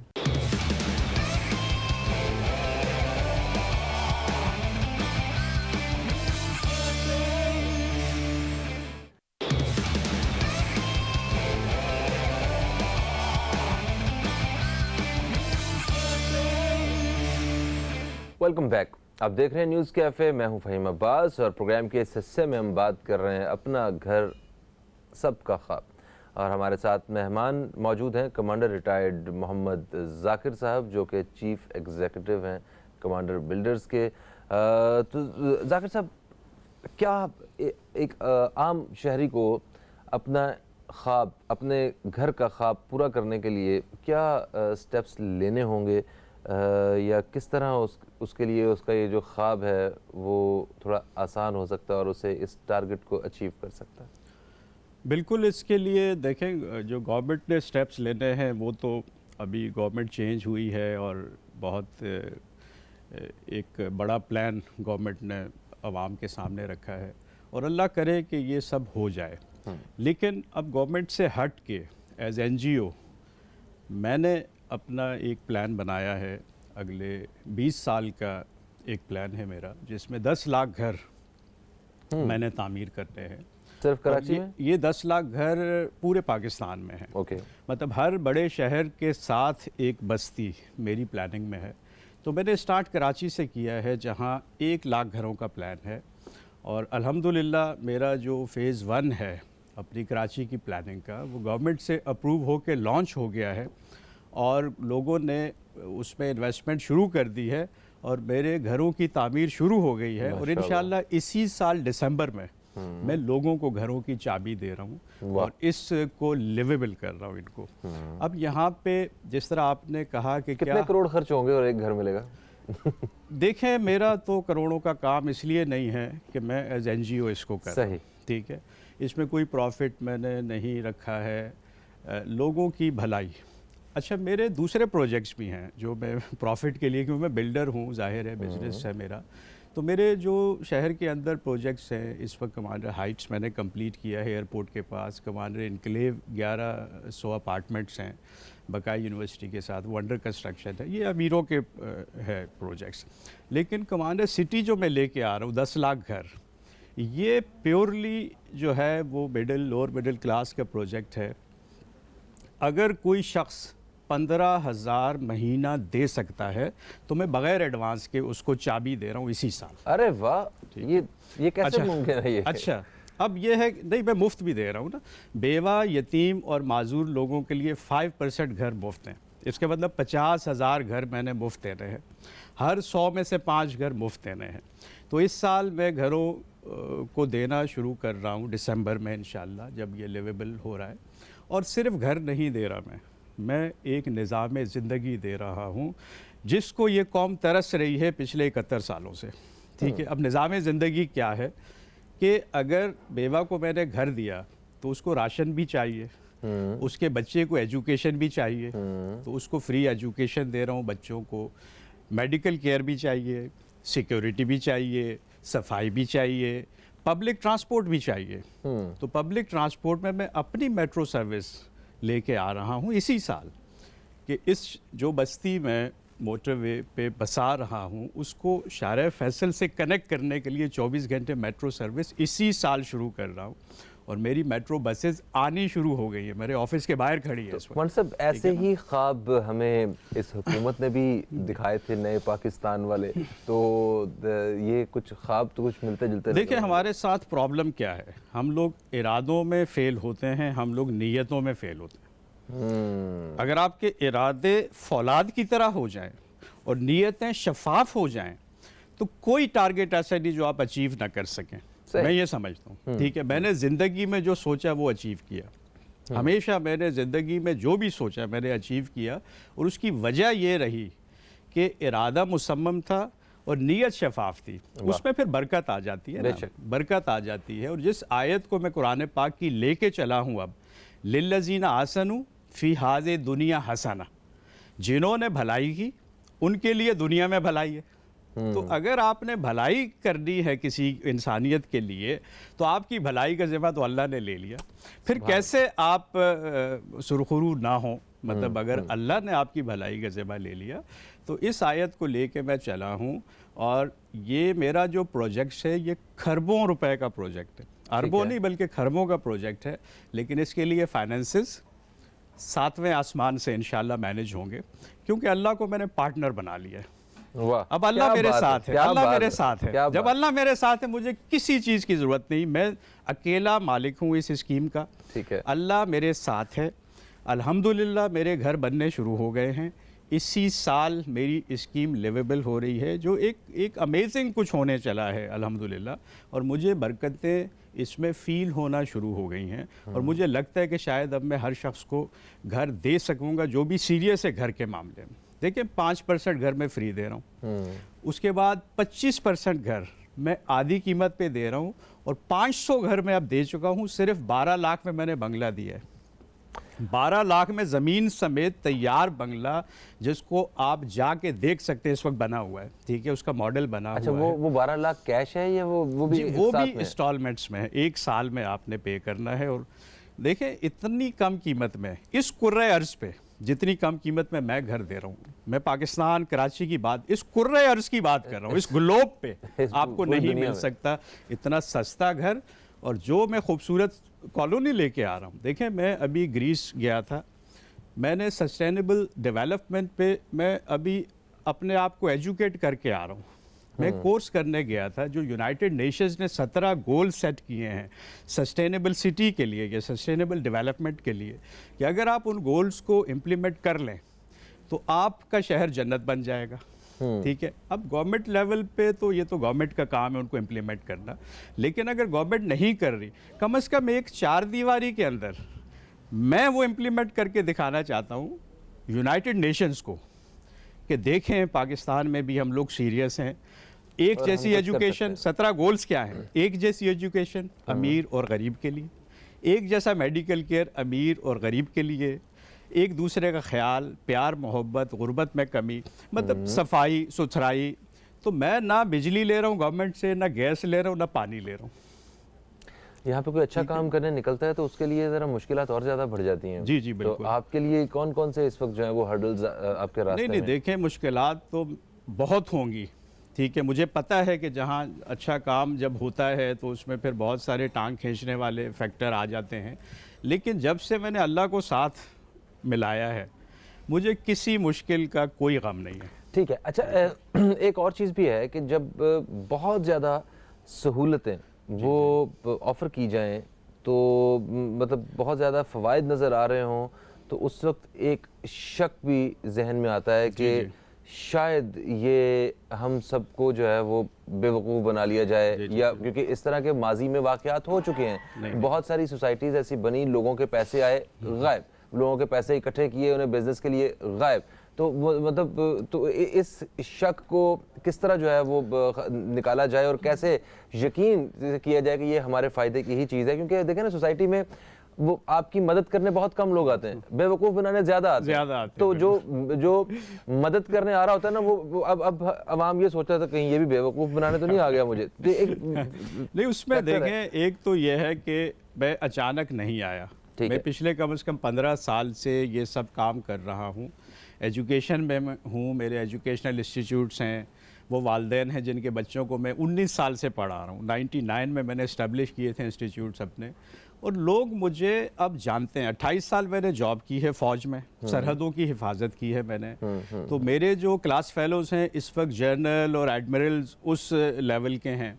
ठीक है, अब मैं तो कहीं भाग भी नहीं सकता, ना मैं कहीं छुप सकता हूँ, क्योंकि मुझे हर शख्स ऑलमोस्ट मतलब जानता है। सही है, जिनके साथ मैंने मतलब लाखों में हैं लोग जो मुझे जानते हैं ज़ाती तौर पे। सही। ठीक है, तो फिर दूसरा ये है कि मैंने काम किया है, मतलब अभी तक जो मैंने काम किया है वो इंतहाई दयानतदारी से किया है, और जो मैंने कहा है वो मैंने डिलीवर किया है। तो लोगों के सामने मेरा काम है, मेरे सिर्फ वादे नहीं हैं कि मैं ये कर दूंगा। और दूसरा, मैंने जैसे आपसे जिक्र किया कि एक स्कीम में मैं 15,000 रुपये महीना जो दे सकते हैं उसको मैं लिविंग यूनिट दे रहा हूँ। तो रिस्क तो मेरा हुआ ना, रिस्क उसका नहीं हुआ। रिस्क देखें 24,000 रुपये महीना अगर आप दे सकते हैं, आप कुछ एडवांस नहीं दें, मैं आपको घर की चाबी दूंगा, सबसे पहले आप सामान शिफ्ट करें। अरे वाह। फिर उसके बाद आप मंथली जो रेंट दे रहे हैं कहीं पे, वही आप मुझे दें और अपना घर हो जाए। ठीक है सर, एक वक्फे की तरफ हम लोग बढ़ रहे हैं, ये प्रोसीजर आप हमें बिल्कुल बताएंगे और इसके साथ साथ आप दोस्तों की कॉल्स भी हम शामिल करेंगे एक वक्फे के बाद, कि आप कॉल करके directly commander retired Mohammad Zakir साहब, इनसे आप बात करें इस प्रोजेक्ट के हवाले से, अगर कुछ पूछना चाहते हैं या कुछ वैसे मशवरा करना चाहते हैं अपने घर के हवाले से, अपने इस ख्वाब को पूरा करने के हवाले से, तो भी आप कॉल कर सकते हैं। एक वक्फे के बाद आपसे दोबारा मुलाकात हो रही है, कहीं मत जाइए, न्यूज़ कैफे देखते रहिए, अब तक देखते रहिए।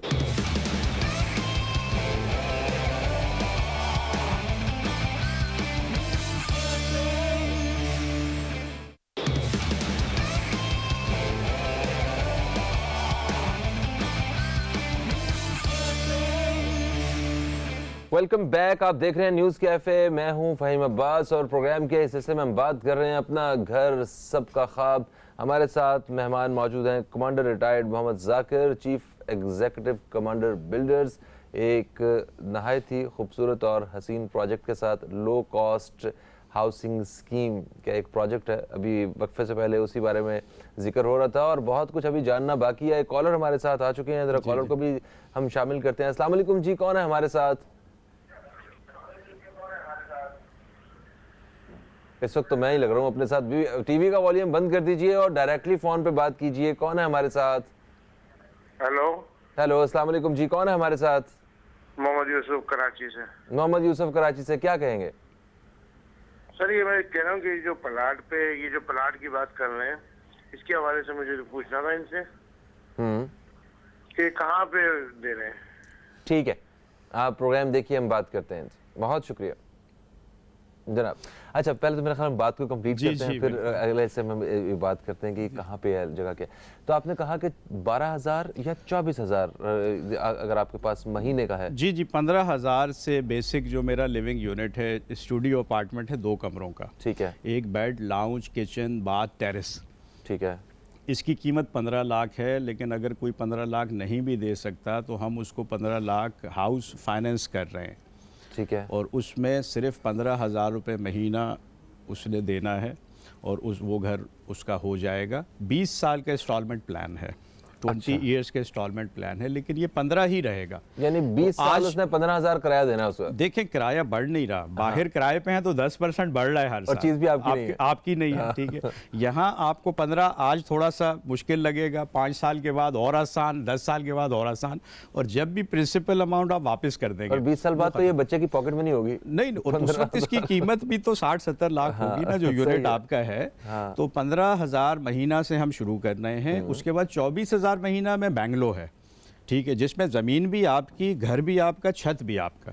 अगर आप 24,000 महीना दे सकते हैं तो किसी एडवांस की ज़रूरत नहीं है, आप आके हमसे चाबी लें, ठीक है, उसमें बसें और मंथली आप जो किराया कहीं अदा कर रहे थे अब वो आप हमें दें और मालिक बने घर के। मतलब ये इस स्कीम में मेरे पास 2 लाख घर हैं। 20% मैंने इस स्कीम में रखे हैं जो मैंने बगैर पैसे के लोगों में बांटने हैं मंथली पे। 5% 50,000 घर मैंने फ्री पैकेज में रखे हैं जो बेवा को मिलने हैं। आजकल बेवाएं आ रही हैं, एक फॉर्म हमारे पास है हेड ऑफिस में, उस पर वो अपने आप को रजिस्टर कर रही हैं और मेरिट लिस्ट बनेगी। और दिसंबर से हम घर देना चूँकि शुरू कर रहे हैं, तो जो भी मेरिट में फर्स्ट कम फर्स्ट सर्व और फिर जो ज़्यादा डिजर्विंग है हम घर देना शुरू कर देंगे। दिसंबर 2019। जी। अब पीछे जो घर हमारे 50% रह गए उसको हम रेगुलर स्कीम कह रहे हैं। रेगुलर स्कीम का मतलब है कि आपने घर लेना है, 2/3 पेमेंट आपने करनी और 1/3 रहने के बाद। मतलब ये भी बहुत अट्रैक्टिव स्कीम है कि अगर 15 लाख का फ्लैट आप लेना चाहते हैं तो आप 10 लाख दे दें, फ्लैट आपका हुआ, और 5 लाख 40 इंस्टॉलमेंट्स में दे दें। इसमें कोई लोन, कोई बैंक, कोई रेंटल कुछ नहीं है। 10 लाख एडवांस चाहिए उसको 10 लाख में आपको बेसिक लिविंग यूनिट की चाबी हम दे देंगे और 5 लाख रहते हुए 12,500 रुपये महीना। और अगर आपको बंगला चाहिए तो आपको 16 लाख देना है, जो आजकल अखबारों में ऐड आ रहे हैं, टीवी पे चल रहे हैं कि 16 लाख में चाबी ले लें इसी साल। आप 16 लाख एक साल में दें, इकट्ठे भी नहीं देने, ताकि आपका रिस्क ना हो। आप जैसे 16 लाख की 12 इंस्टॉलमेंट शुरू करेंगे, आपके घर की कंस्ट्रक्शन शुरू, आप हर महीने जाएं, घर को बनते हुए देखें, ठीक है, आखिरी इंस्टॉलमेंट के साथ चाबी ले लें हमसे। अब आपने 8 लाख कंपनी को देने, 20,000 रुपये महीना, 40 किस्तें। वो आप दे और घर आपका हुआ।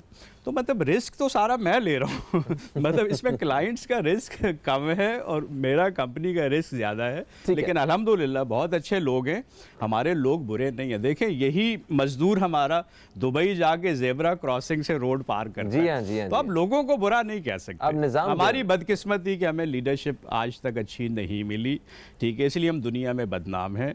अगर हमारा निज़ाम सही हो जाए तो मैं समझता हूँ कि इससे अच्छी कौम है नहीं दुनिया में। मैं तो सारी दुनिया घूमा हूँ, मैं तो हर साल 2-3 दफ़ा जाता हूँ मुल्क से बाहर, मैंने सारी कौमों को देखा है, सारी दुनिया। इससे खूबसूरत मुल्क मुझे नहीं नज़र आया, इससे खूबसूरत लोग नहीं नज़र आए, इससे खूबसूरत लोग नहीं नज़र आए। ये सिर्फ लीडरशिप है, अगर वो अल्लाह करे कि हमें अच्छी लीडरशिप मिल जाए तो ये मुल्क जन्नत बन जाए। सही। अच्छा, क्योंकि अभी आपने प्रोग्राम के मतलब जो इब्तदाई मरहला था उसमें आपने ये कहा कि मेट्रो बसेस मैंने मंगवाई हैं, जो कि मुझे वो जो हमारा जो सिटी जो हमने एक आबाद कर रहे हैं हम लोग, वहाँ से शहर तक, शाहराए फैसल तक जो है ना वो कनेक्ट कर रहे हैं। तो ये कौन सी जगह में कितनी दूर है कि बसों की जरूरत महसूस हुई है? देखें, जो भी बस्तियां मैंने आबाद करनी है मैंने शहर से बाहर करनी है। देखें, शहर तो अब आपकी रीच इस प्राइस में आप नहीं कर सकते, तो मैंने हर शहर के बाहर एक बस्ती लानी है। ठीक है। लेकिन इस वक्त मैं बहुत बाहर नहीं हूँ, जो टोल प्लाजा है हमारा, इससे सिर्फ 20 मिनट की ड्राइव है। यहाँ तो मेरा ख्याल डिफेंस हाउसिंग, जी, जो DHA फेज 9 है उसका और मेरा फासला सिर्फ 5 मिनट का है, मतलब 10 किलोमीटर फासला है, लेकिन मोटरवे पे सिर्फ 5 मिनट। ठीक है। तो मैं बहुत दूर नहीं हूँ। बहरिया टाउन भी करीब है? जी, बहरिया टाउन भी करीब है। बहरिया टाउन से मेरा जो कमांडर सिटी है 15 मिनट की ड्राइव है। ओके। अगर आप एयरपोर्ट से बात करें तो 50 मिनट फासला है। अब एयरपोर्ट से 50 मिनट तो शायद सदर आते हुए भी लग जाते हो, वो डिफेंस इधर आते भी लग जाते हैं। मतलब है कि 50 मिनट को बहुत वो नहीं है फासला, लेकिन 24 घंटे मैं अपनी मेट्रो बसेस दे रहा हूं, जो वहां के रिहायशी हैं उनके लिए एक सहूलत, और जिसके जो शटल कार्ड्स होंगे बेवा के लिए, यतीम बच्चों के लिए, माजूरों के लिए फ्री है मेट्रो, उनके लिए हर सहूलत फ्री है।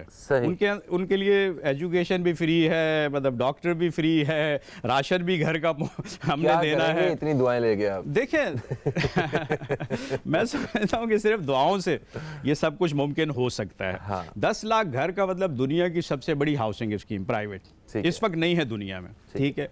अगर इतना बड़ा मैंने प्लान किया है तो दुआओं के बगैर और अल्लाह की रज़ा के बगैर और बरकत के बगैर तो मुमकिन नहीं है ना। बिल्कुल, वो तो मुझे चाहिए ना। सही। अच्छा, चलें, आप माशाल्लाह इतने मतलब बड़े पैमाने पे और इतनी एक खूबसूरत एक कॉज के साथ आप मार्केट में काम करने का आपने तहिया किया, और आप कर रहे हैं, अभी काम हो रहा है इसके ऊपर, लोग फ़ायदा उठाना शुरू हो गए हैं। अच्छा, तो इसमें रियासती सतह पे आपको किस किस्म की सपोर्ट जो चाहिए या दरकार है, जो तो उस बारे में थोड़ा सा बताइए। देखिए, रियासती सतह पे अभी तक तो मतलब मैंने किसी से ऐसा राब्ता नहीं किया, अल्हम्दुलिल्लाह मेरी चीज़ें हो रही हैं, लेकिन जो हमारे प्रोसीजरल डिले हैं, मतलब डिफरेंट जो हमें NOCs लेने होते हैं, या एक जो अब तो मैं सेक्टर वाइज चल रहा हूँ ना, 2-2 हज़ार घरों के एक सेक्टर, तो 50 सेक्टर मैंने लाने।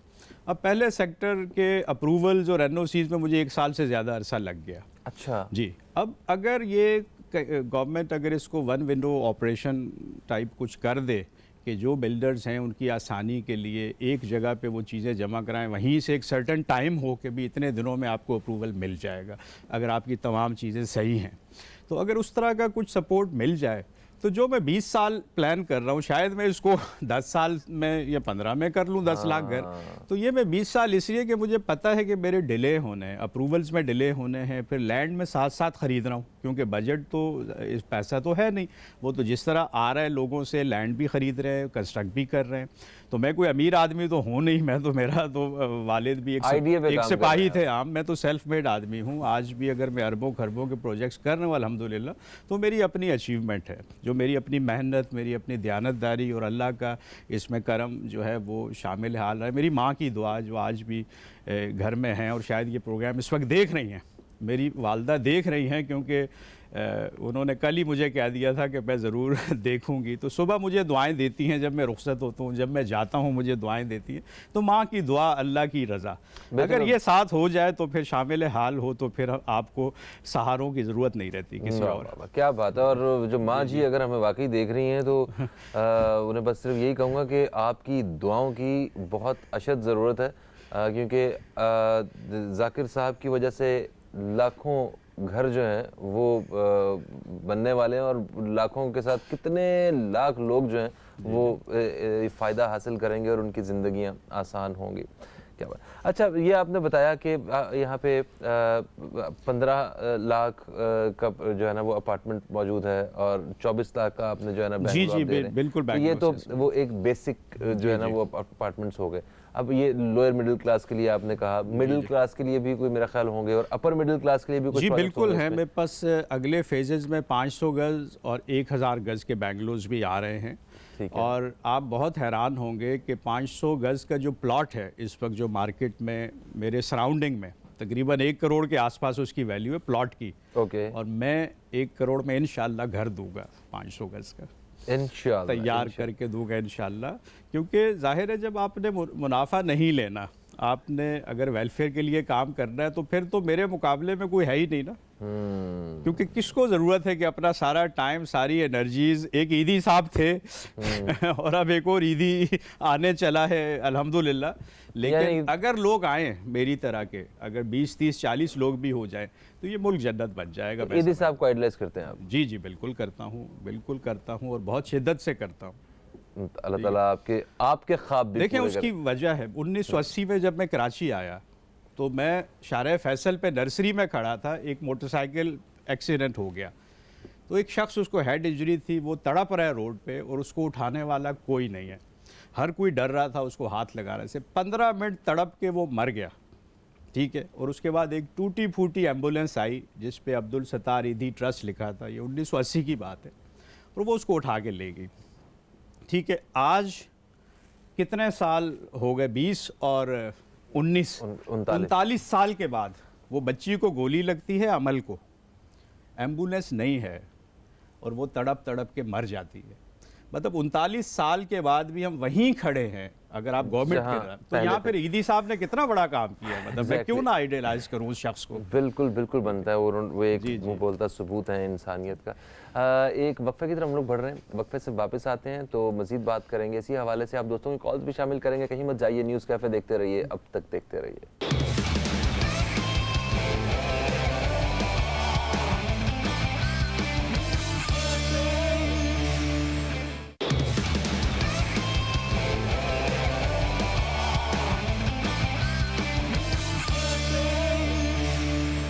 अपना घर सबका ख्वाब, ये है प्रोग्राम के इस हिस्से का मौजू और इसमें हमारे साथ मौजूद हैं कमांडर रिटायर्ड मोहम्मद जाकिर साहब जो कि चीफ़ एग्जीक्यूटिव हैं कमांडर बिल्डर के। अच्छा जी, तो आपने कहा कि ये एक चैरिटी के हवाले से आपने काम करना शुरू किया है जिसमें बहुत सारे लोगों का फ़ायदा सोचते हुए आप इंशाअल्लाह ताला अपने जो मकसद में कामयाब होंगे। तो ये बताइए कि इसमें आम आवाम का तो मुझे फ़ायदा नज़र आ रहा है, आम मिडिल क्लास का, लोअर मिडिल क्लास का जो वो अपना घर बना सकेंगे, बहुत सारे उनको फ़वाइद नज़र आ रहे हैं। लेकिन साथ ही साथ इसमें इन्वेस्टमेंट करने वाले भी घुसेंगे। तो जब प्रॉपर्टी के हवाले से जहाँ तक मेरा एक अदना सा एक तजुर्बा है वो ये है कि जहाँ इन्वेस्टर जाता है तो वहाँ पे चीज़ों की कीमतें बढ़ना शुरू हो जाती हैं क्योंकि वो इन्वेस्ट ही पैसे कमाने के लिए करता है। तो जब अगर इन्वेस्टर घुस गया यहाँ पे तो फिर तो वो लोगों को जो फ़ायदा आपने पहुँचाना था वो कहीं ना कहीं मुतासिर हो जाएगा। देखिए मैं इतना सादा शख्स नहीं हूँ जितना आपको नज़र आ रहा हूँ, मगर मैंने बड़ी क्लेवरली इस स्कीम को प्लान किया है और एक बहुत मजबूत इरादे के साथ किया है। मैं कोई ऐसा अमल नहीं होने दूंगा इस स्कीम में जो कि बाइस बने, मतलब लोगों के लिए टॉर्चर का बाइस बने, ठीक है। बिल्कुल इन्वेस्टर्स ऐसा करते हैं और दूसरी बड़ी बड़ी हाउसिंग स्कीम्स में करते रहे हैं और लोगों के हार्ट अटैक होते मैंने देखे हैं। हाँ। कि यूँ कीमतें चढ़ा दी, यूँ गिरा दी, ठीक है। ऐसा कुछ नहीं होने चला। कमांडर सिटी के जितने भी हमारे प्रोजेक्ट्स हैं इनमें मैं बड़ा केयरफुल हूँ यहाँ पे, और मैं फ़ाइल जिस तरह फ़रोख्त होती हैं मार्केट में, मैं बिल्कुल इजाज़त नहीं देता। मैं बिल्कुल इजाज़त नहीं देता लोगों को कि वो अपनी फ़ाइल आगे बेचें, ठीक है। और इन्वेस्टर्स आते हैं, मेरे पास भी आते हैं, लेकिन मैं उनको इनकार कर देता हूँ कि ये गरीबों की स्कीम है, सही। उनका भला मैंने करना है। हाँ, बीच में कमर्शियल एक्टिविटी होगी, उनको चांस मिलेगा, क्योंकि जहाँ इतनी बड़ी आबादी रहेगी वहाँ पे कमर्शियल यूनिट्स भी होंगे। खरीदो फरोख्त का मामला चलता रहता है जी, वो तो खरीदो फरोख्त तो चलेगी, लेकिन फ़ायदा मैंने आम लोगों को देना है बजाय इन्वेस्टर्स को। बिल्कुल सही। कॉलर हमारे साथ है, शामिल करते हैं। अस्सलाम वालेकुम जी, कौन है हमारे साथ? हेलो जी, क्या सवाल है आपका? वालेकुम सलाम सर, 2 सवाल है मेरे कि ये लाहौर में कब शुरू कर रहे हैं, और अगर 20,000 जो मजदूर कमाता है 20,000 कमाता है तो वो 15,000 देगा, तो वो क्या कैसे मैनेज करेगा? वो किराया भी तो दे ही रहा है ना, अपना कहीं ना कहीं रह तो रहा ही है वो, है ना? जी रह तो रहा है, लेकिन वो अगर 10,000 किराया दे रहा है तो 10,000 में वो मैनेज कर लेता है खाने पीने का। ठीक है, आप प्रोग्राम देखिए, बात करते हैं। सर शॉर्टली बताइएगा प्रोग्राम के आखिरी बिल्कुल, लम्हात। इन्होंने सवाल अच्छा किया है, लेकिन जो 20,000 तनख्वाह ले रहा है या जो 10,000 तनख्वाह ले रहा है वो घर नहीं ले सकता, क्योंकि फ्री घर में सिर्फ बेवा को, यतीम को और माजूर को दे रहा हूँ। आपका जो मिनिमम इनकम है वो 30,000 होना चाहिए, ताकि आप 15,000 ताकि आप दे सकें। 15 में आप कंफर्टेबल, तो ये मिनिमम है 30,000 अगर आप कमा रहे हैं। लाहौर में कब शुरू? लाहौर में हम अगले साल 2020 में आ रहे हैं इंशाल्लाह। ठीक है। अच्छा, एक चीज़, क्योंकि मेरा वक्त बहुत कम है, जी। कोई लाइफस्टाइल जो है, जो तरीकाकार है ज़िंदगी का, उसमें कोई कंप्रोमाइज़ तो नहीं है कि यहाँ पे अगर कम चीज़ दे रहे हैं तो कोई सहूलियत कम हो? नहीं, देखें, जो इस वक्त भी मेरे घर तैयार हैं, जो 12 लाख का बंगला मैंने लोगों को दिया है, वो जाके आप विज़िट कर सकते हैं और देख सकते हैं। मैं मलीर कैंट में रहता हूँ 5 करोड़ के घर में, और उस 12 लाख के घर का स्टैंडर्ड बेहतर है मेरे इस घर से, जो फौजी घर मुझे मिला। जिंदाबाद। हमारी दुआ है कि अल्लाह ताला आपको इस मकसद में कामयाब करे, और जितने लोग देख रहे हैं वो भी आपके लिए दुआगो हैं कि आप इस सब को मुमकिन करके दिखाएं, और इंशाल्लाह हम सब सोसाइटी के ये सारे लोग जो हैं मुस्तफ़ीद हों। प्रोग्राम का वक्त अपने अख्ताम की तरफ आ चुका है। फ़हीम अब्बास को, न्यूज़ कैफ़े टीम को दें इजाज़त। आप दोस्तों से फिर मुलाकात होगी, तब तक के लिए खुदा हाफिज़। पाकिस्तान जिंदाबाद।